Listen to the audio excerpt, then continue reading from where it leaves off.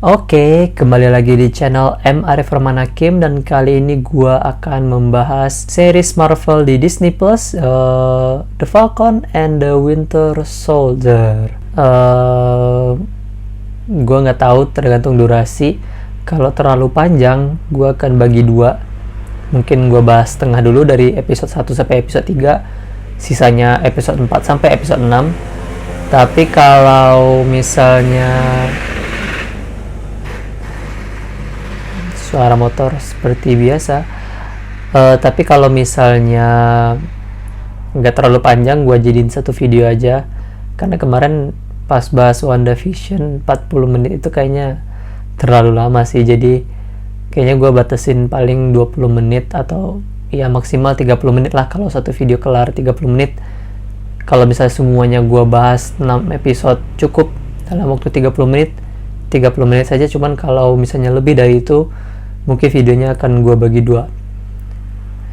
Dan langsung saja kita bahas seriesnya secara umum. Mengambil waktu setelah Endgame, diumumkan oleh Kevin Feige ketika tahun 2019 di San Diego Comic Con.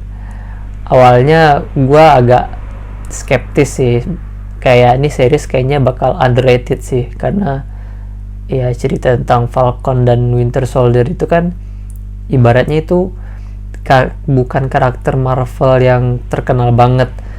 Di film pun dia nggak terlalu terkenal, ya sometimes they stole the show, tapi nggak terlalu terkenal banget. Di komik pun juga begitu, walaupun di komik si Falcon ini pernah jadi Captain America, si Sam Wilson. Cuman dia kalau di karakter, kalau dibikin ranknya, mungkin kayaknya dia rank B atau rank C gitu. Kalau rank A kan kayak Spider-Man, X-Men, Fantastic Four. Rank B itu kayak apa ya? Kayak Captain America, Iron Man, Thor. Itu kan sebenarnya kalau di komik kan nggak terlalu terkenal tuh, rank B. Nah, Falcon dan Winter Soldier ini ya rank C, bahkan mungkin beberapa karakter di series ini termasuk kategori rank D. Nah, tapi ternyata gue salah. Ternyata seriesnya bagus banget. Dan langsung aja gue akan bahas dari episode 1. Episode 1 adegannya padet. Dari di episode 1 itu menurut gue langsung padet banget, walaupun dikasih kayak hint sedikit-sedikit, kayak petunjuk sedikit-sedikit gimana series ini akan berjalan, gimana plotnya udah ditanam bibitnya sedikit demi sedikit. Dari adegan Falcon yang menyelamatkan teman militernya di Timur Tengah, adegannya keren, menurut gue keren sih, and fun to watch, karena adegan terbang-terbang kayak gitu kan terakhir di Iron Man ya sama Captain Marvel. Thor pun terbangnya nggak kayak gitu, nggak akrobatik gitu, dan melihat Falcon yang kayak gitu menurut gua seru. Udah lama banget gak ngeliat adegan seperti itu di MCU. Dan ini series buat dua karakter sebagai tonggak tokoh utama, dan ketika Falcon melakukannya bagus. Adegan musuhnya kabur dari Falcon dengan glider, para layang itu yang terbang kayak gitu, itu juga asik, keren. Dan villain lama dari film Captain America The Winter Soldier, yaitu si George Batroc, itu juga keren, mantep banget. Jadi kayak koneksi MCU-nya tetap dimainkan seperti biasa, MCU dengan shared franchise-nya, asik buat diikutin flow-nya. Terus juga memperkenalkan karakter baru, yaitu Lieutenant Joaquin Torre. Bener gak pronunciation-nya? Karena itu bahasa Perancis kayaknya. Tulisannya sih Joaquin Torres ya, cuman yang gue denger mereka manggilnya kayak Joaquin Torre ya gitulah pokoknya. Joaquin atau Torre aja lah, Torre lebih gampang, Torre. Dan kostumnya baru, ya selalu ya MCU memberi mungkin itu bedanya MCU dengan film super lagi dengan film superhero jadul. MCU tuh selalu memberikan pembaruan, selalu memberikan upgrade. Jadi kita selain kita nggak bosan dengan ceritanya, kita nggak bosan dengan karakternya, kita nggak bosan dengan plot baru yang ditawarkan, dengan musuh baru yang diperlihatkan, tapi juga kostum baru juga diperlihatkan. Jadi kita tuh nggak bosan buat ngikutin flow-nya. Ya selain kostum baru juga mengisikan pendapatan lainnya dari segi hak cipta mainan, hot toys, action figure dan lain-lain. Ya selain masalah bisnis, tentu sebagai fan service itu juga menyenangkan buat diikutin. Dan nice, bagus, simple tapi keren, asik. Terus apalagi ya, ya setelah misinya berhasil, lalu pembicaraan antara Sam dengan Tore itu udah ngehint juga buat siapa aja musuh-musuhnya ntar di masa depan.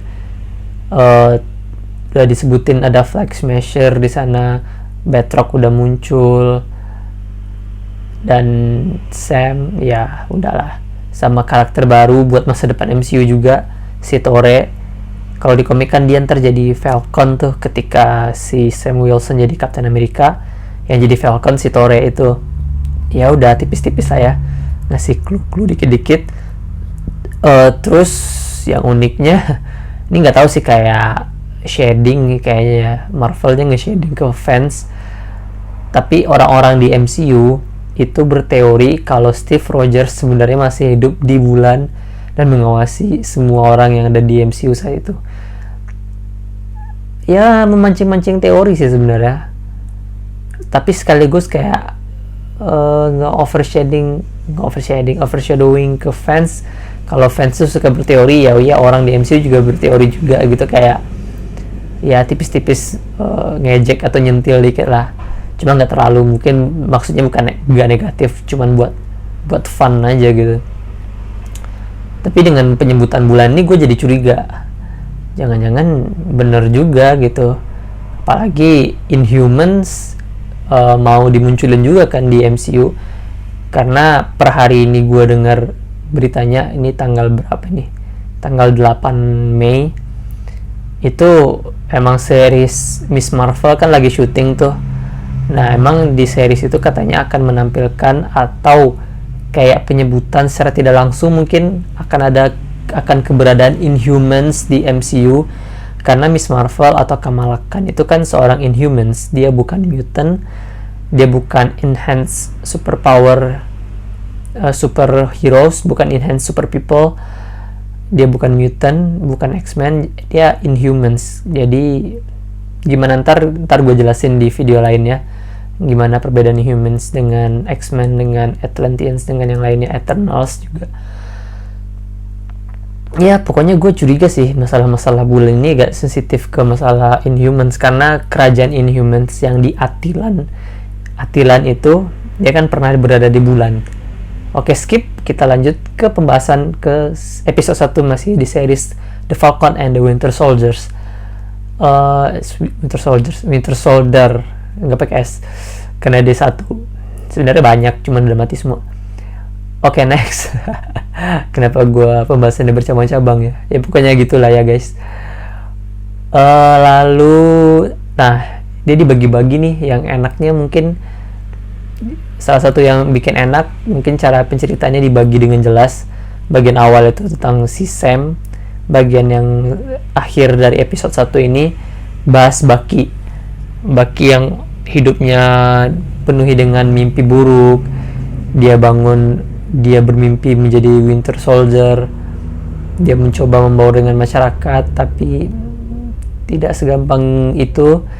Dia ke psikolog, ke psikolog sih lebih tepatnya, psikiater ya, kalau nggak salah ya psikiater. Pokoknya dia ke psikiater, dia pun bahkan tidak terlalu terbuka sama psikiaternya, Pak. Ya padahal dia mencoba buat terapi biar dia nggak stres, karena emang biasanya tentara-tentara yang kayak gitu, apalagi dia lebih kelam masa lalunya daripada tentara biasa kan, pasti dia stres banget. Berapa korban yang udah dia bunuh, gimana misi-misi kotor yang udah dia jalankan selama ini, meskipun itu dia pikirannya sedang dikontrol, tapi kan dia tetap ingat ketika dia pikirannya udah nggak dikontrol lagi pasca dia di recovery dari Wakanda. Oh ya, yang asiknya itu Bucky menggunakan buku yang sama kayak dipakai oleh Steve Rogers. Dia melakukan yang sama, menggunakan list gitu. Itu asik sih, maksudnya ya refer ke teman dekat dia, berarti itu satu-satunya hal yang bisa dia dapatkan dari teman dia. Yang Steve Rogers pun kita nggak tahu kan sebenarnya statusnya, apakah dia udah mati atau dia masih hidup. Soalnya di Endgame kan dia belum mati, cuman hidup lebih tua aja gitu. Terus juga diceritain backstory keluarga si Falcon. Dia anak nelayan, ada kakaknya, ada keponakannya, bagaimana kehidupan ekonomi dia yang susah, berantem dikit-dikit, perselisihan keluarga. Wow, plotnya sebenarnya banyak tapi porsinya pas dan enak buat diikutin, nggak kayak dipaksakan, nggak kayak ngejelimet bikin kita pusing. Pokoknya kalau menurut gue yang nonton sebagai, mungkin gue bias ya karena gue fans Marvel, cuman gue nontonnya enak, seru dan bagus. Lalu endingnya ini banyak adegan yang bikin fans toxic benci sih, cuman ya berarti kalau fans benci sama aktornya, bukan aktor sih, sama karakternya sih harusnya, tapi kenapa fans aneh banget malah benci ke aktornya. Ya pokoknya benci ke karakter John Walker yang jadi Captain America. Ya berarti aktornya berhasil memerankan karakter itu dengan sangat baik, sampai-sampai orang benar-benar ngebenci dia. Berarti saking dalamnya yang dia perankan itu loh. Keren sih, keren. Oh ya, satu lagi, pas Sam mengembalikan shield Captain America ke museum, ada cameo dari James Rhodey. Itu porsinya juga pas dan seneng aja gitu, kayak ada cameo karakter lain dari MCU. Bagus dan keren lah. Episode 1 udah nge-build hype-nya, padahal gue udah underestimate ke series ini sih, cuman ternyata seru juga seriesnya ya, bagus. Lanjut kita ke episode 2. Episode 2 itu menceritakan bagaimana John Walker awalnya, ya kan. John Walker ya dia kayak orang biasa, dia punya support system yang baik, istrinya support dia ketika dia jadi Captain America. Dia juga grogi sebenarnya, karena itu kan beban moral yang sangat gede ya, karena kita tahu Captain America itu kan kayak Scott Boy gitu, dia ngomong shit langsung ditegur sama dia language gitu kan. Pokoknya dia ya orang yang sopan, Scott Boy gitulah. Tapi openingnya seru karena ada adegan John Walker disambut sebagai Captain America. Ya pasti bakal pro kontra lah, ada yang nggak suka, ada yang suka, tapi justru itu yang bagus sih. Jadi dinamis ceritanya, nggak kayak semua orang harus suka dan semua orang benci. Termasuk ke Captain America itu kan kayak semua orang suka, banyak orang yang suka. Cuman kalau ada orang suka, ada yang benci, kan lebih dinamis ceritanya, malahan itu lebih seru gitu buat diikutin ceritanya, kayak di film Civil War. Kayaknya suara gue agak gimana gitu. Oke. Lanjut lagi. Terus karena shield itu dikasih pemerintah ke John Walker ya Sam sama Bucky saling kesal satu sama lain. Bucky kesel banget ketika ngeliat berita itu di TV kan, kayak anjir, temen gue udah percayain shieldnya ke lu malah nyanyain gitu. Ya Samnya juga kan hak gue, si Steve kan ngasih ke gua shieldnya, kayak berantem kayak gitu. Wajar sih, wajar. Lalu ketika si Sam dan Bucky dapat petunjuk tentang Flag Smasher itu dari si Joaquin Torre, dia juga mengejar sindikat, dan dari informasi yang dia dapat, karena itu si Joaquin Torre sampai babak belur kan buat mata-matain itu doang. Terus ada adegan yang lucu ketika mereka nyusup itu, kayak Bucky-nya kan emang assassin gitu ya, jadi dia kalau nyusup emang diem-diem gitu. Terus diajak sama Falcon, dia White Panther, actually itu White Wolf gitu, itu juga lucu. Terus pas dia Red Wing dipatahin sama si Karli Morgenthau, itu juga lucu. Terus pas adegan apa lagi ya, oh ya, adegan berantem di atas truk itu keren juga sih. Keren juga ya, maksudnya kayak biasanya kan kalau berantem yang gitu-gitu aja kan kita juga bosan, karena ini diberi opsi berantem yang lebih unik dengan ruang yang lebih terbatas, jadi berantemnya lebih, actionnya lebih beda kerasanya. Mungkin gak terlalu action banget, cuman karena tempatnya beda, ada hambatan-hambatan yang membuat berantemnya jadi lebih susah, justru bikin seru buat ditonton gitu. Kayak di atas truk yang sedang berjalan cepat gitu, kalau episode 1 di atas helikopter kejar-kejaran gitu, ya itu bagus sih, bagus. Emang Marvel pinter sih buat nyari kayak variasi-variasi baru dari setiap scene, dari setiap bentuk di MCU-nya. Terus ya apalagi ya, Karli Morgenthau sebagai ketua dari Flag Smasher mendapat respect dari berbagai orang. Karli Morgenthau mendukung perdamaian menurut dia, karena orang-orang lebih damai ketika di snap oleh Thanos. Gak ada batas antar negara, dan dia gak pingin ada batas antar negara itu, orang-orang bisa bebas ke antar negara seharusnya. Itu yang dia perjuangkan, salah satunya efek dari dia terlantar setelah Endgame.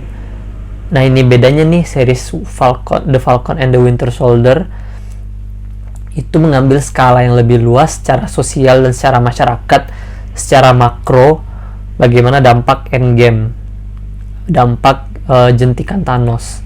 Kalau WandaVision itu dampaknya kepada personal, memang dampak secara luasnya ke sosial juga ada, cuman fokus ceritanya kan lebih ke personal si Wandanya. Kalau di The Falcon and the Winter Soldier itu lebih ke menceritakan ke dampak secara luas, secara makro, secara global, dan itu blowing your mind. Dan Karli Morgenthau kalau di komik kan aslinya kan cowok kekar gitu ya, cowok kekar, berotot, tinggi. Di series ini diubah jadi cewek biasa aja, cuman punya kekuatan super soldier, dan itu bikin Bucky resah. Dia pengen banget tahu nih dari mana sih sumber super soldiernya dari mana, karena setahu dia yang terakhir bisa bikin itu kan Erskine, yang berhasil itu Steve Rogers. Taunya Bucky juga tahu ada super soldier lainnya, yaitu Isaiah Bradley. Dan walaupun mungkin banyak orang nggak tahu ya, yang tahu komik mungkin ngerti kalau Isaiah Bradley itu emang pernah jadi Captain America. Dia berkulit hitam, udah ada lama di komik juga, cuman baru kali ini diceritakan. Nah uniknya Marvel, dia masih bisa menceritakan masa lalu itu tanpa kayak dipaksain harus ada flashback gitu. Dia itu bagus sih masukin plot Isaiah Bradley itu. Pokoknya banyak banget lah isu-isu yang diangkat di sini. Isu lagi isu pandemi. Pandemi kan artinya sesuatu yang terjadi secara global, nggak harus corona kan. Pandemi ya bisa, Endgame itu pandemi ya, karena semua orang di seluruh dunia kena snap setengah populasinya, dan terjadi di seluruh bumi, berarti itu termasuk pandemi. Pandeminya bukan virus, tapi pandeminya ya kematian gitu, karena jentikan jari Thanos, malah satu alam semesta lagi kan.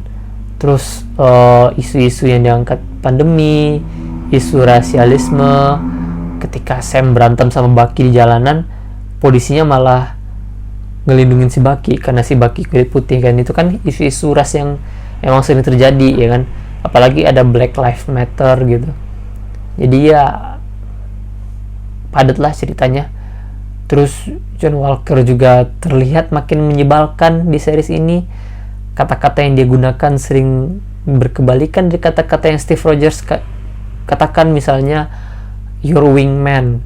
Biasanya Steve menyebut rekan teman itu ya your friends gitu. Ini kalau dia lebih ke your wingman. Terus Bucky dia bilang sebagai aset, padahal Bucky itu manusia.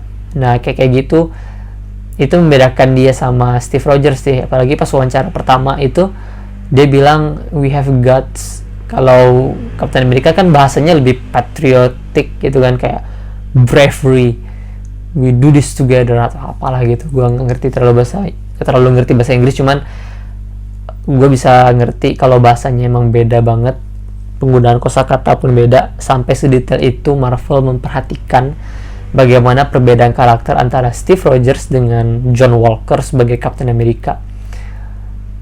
Ya, Sam dan Bucky dipertemukan sama psikiaternya, berantem masalah tameng lagi, karena bagi Bucky itu berarti banget dan deep banget, dan Sam kayak seakan-akan membuangnya, padahal Sam juga punya alasan tersendiri gitu kan.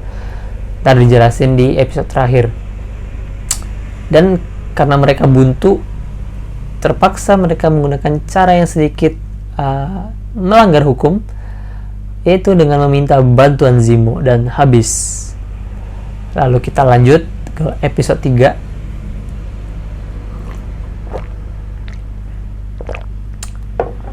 Pasca pandemi Endgame itu kan terbentuk sebuah organisasi baru ya, nggak tahu di bawah PBB atau enggak ya, nggak ngerti juga, kurang perhatikan sih apakah itu di bawah PBB atau enggak. GRC, Global Repatriation Council kalau nggak salah ya, Global Repatriation Council. Awalnya iklan loh kayak serasa nonton WandaVision tapi episode-episode 7 gitu, kayak iklannya kan kayak gitu. Cuman ini kan emang iklan dari series The Falcon and the Winter Soldier, ya beda lah. Apalagi timelinenya beda kan. The Falcon and the Winter Soldier itu beberapa bulan setelah Endgame udah dibilangkan sama si Sam. Kalau WandaVision kan cuma beberapa minggu, ya beda jauh lah. Dan efek pandemi pasca Endgame-nya lebih kerasa, gak kayak Wanda kan masih beres-beres tuh, kelihatan beres-beres, masih kotor kota Westview. Kalau ini udah mulai berusaha pelan-pelan memulihkan gitu, nggak terlalu kayak WandaVision lah, karena udah beberapa bulan juga kan. Terus apa lagi ya, Bucky menemui Zemo, dan Zemo tuh pertama kali ketemu Bucky malah pakai passwordnya Winter Soldier, Zelanya, Zevoy, apa sih kata-katanya, sorry ntar gue ngasal ada orang Rusia yang marah lagi ya, pokoknya gitulah. Pengen juga sih gue ngucap itu, kayak keren aja gitu ya kode-kode Winter Soldier itu kayak ayat-ayat apa gitu, mantep. Terus apa lagi ya, dan Bucky itu kayak masih ada jiwa-jiwa culas Winter Soldier-nya masih ada, kayak dia slow aja nyeritain ke Sam cara mengeloloskan diri dari penjara. Ya enggak, Zemo yang lolosin dirinya sendiri, padahal kan si Bucky yang menjalankan rencana di luar penjara, yang di luar sel si Zemo-nya. Dia lempar kertas itu bikin penghuni berantem, terus Zemo ada kesempatan buat lolos keluar gitu, padahal Zemo udah pakai sel khusus juga gitu kan. Dan itu wow gitu. Terus Zemo keren sih, ternyata dia orang kaya ya kan ya, karena dia Baron, dan Baron itu katanya emang status orang kaya gitu ya di Asia Tengah gitu, atau di Eropa Timur, Sokovia, karena Sokovia fiktif ya. Dan inilah bedanya Zemo tuh kayak, kalau di film DC ya dia tuh kayak Batman, cuman bedanya Batman superhero, pahlawan. Kalau Zemo tuh lebih ke anti villain atau anti hero, soalnya dia nggak terlalu villain banget, tapi dia perilakunya kayak hero gitu. Maksudnya pemikiran dia kayak dia punya clarity, dia punya pikiran yang jernih, alasan kenapa dia melakukan yang orang-orang anggap itu sebuah kejahatan gitu. Dia punya moral code, dia punya ethical code gitu, dan itu bikin dia beda dari film-film MCU lainnya. Anjir, kayak Loki lah, Loki tanpa superpower yang versi bumi. Nah itu tuh Zemo tuh keren banget, gila. Dia segala sesuatu itu dipertimbangkan sama dia. Dan dia emang mirip Batman. Satu lagi yang bikin dia mirip Batman, dia punya butler pribadi gitu, kayak Batman dengan Alfrednya, dan ini dia Zemo dengan Ozniknya gitu. Keren sih. Dan dia alasan mendasar dia tidak menyukai superhero, konsep superhero itu orang-orang dengan kekuatan super, lalu mereka beraksi, lalu gini, lalu kota-kota pun hancur katanya. Dia merujuk pada Avengers yang sudah menghancurkan Sokovia, dan itu yang bikin dia nggak mau superhero itu ada di muka bumi. Dan itu gitulah intinya. Pemikiran dia beda sih, yang bikin dia enak buat diikutin sebagai villain atau anti villain. Kita nggak tahu,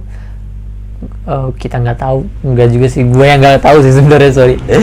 Ya pokoknya gue nggak terlalu ngerti sih antara perbedaan villain dengan anti villain, cuman dia nggak terlalu villain banget karena dia punya alasan yang sangat rasional sih, walaupun caranya ya dengan tangan kotor gitu. Terus mereka ke Madripoor. Nah ini nih masalahnya yang bikin, tapi kayaknya nggak terlalu banyak ya.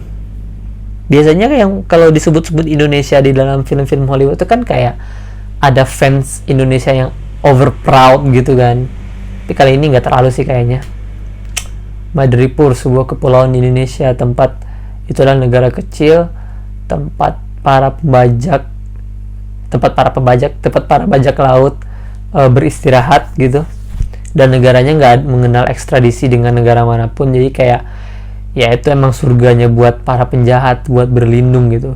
Emang hukum rimba aja di sana, siapa yang kuat dia yang menang gitu. Dan kotanya dibagi dua, ada high town, ada low town. Kalau low town itu ya orang miskin, kejahatan banyak di mana-mana, jalanan kacau gitu. Kalau di high town ya lebih elit, super kaya, pokoknya jomplang banget lah. Ada ketimpangan sosial yang sangat tinggi di Madripoor.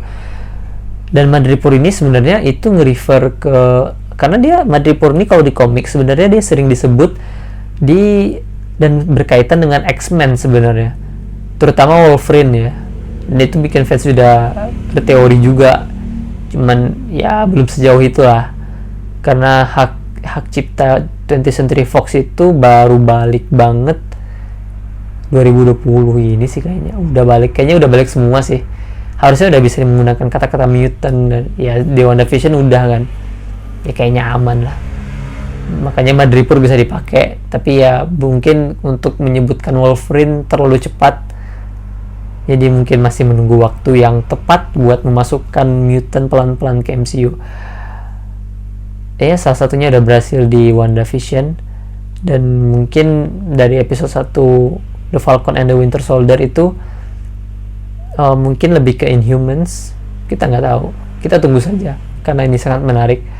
Shelby yang mati di Madripoor itu kan aslinya mutant kalau di komik, cuman nggak, ya udah cepet banget sih munculnya, cuman berapa menit langsung mati. Ya udahlah, ngebahas dia mutant atau enggak pun nggak terlalu penting sih, karena dia udah mati juga kan gitu. Terus mereka menemukan clue-nya kalau yang menguasai itu power broker di Madripoor.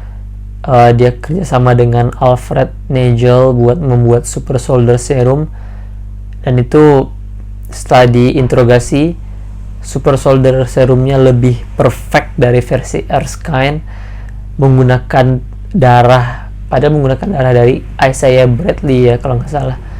Sampai Sam pun marah gitu, kayak anjir, si Isaiah pun nggak dianggap sebagai manusia, dianggap sebagai subjek percobaan aja, darahnya itu objek. buat jadi penelitian. Cuman ya Zemo, karena dia emang tidak ingin ada superhero lagi, dia tidak ingin ada super soldier serum yang terbuat lagi, ya udah dia bunuh si Nigel-nya gitu. Dan ya itulah, dia anti-villain, ya gimana sih pronunciation-nya. Gue kadang sosok Inggris juga ya, padahal bahasa Inggris gue ngapung-ngapung gitu. Apalagi ya, callback kecil-kecilan ketika Sam dan Bucky di mobil, kayak lu bisa geser gak sih, nggak mau gitu. Kayak di Civil War kan kayak gitu juga, berantem kecil-kecil kayak gitu, lucu sih, ke callback dikit-dikit gitu. Nah yang terakhir itu munculnya Ayo, salah satu anggota Dora Milaje, ya itulah, Dora Milaje ya pokoknya Dora Milaje itu keren.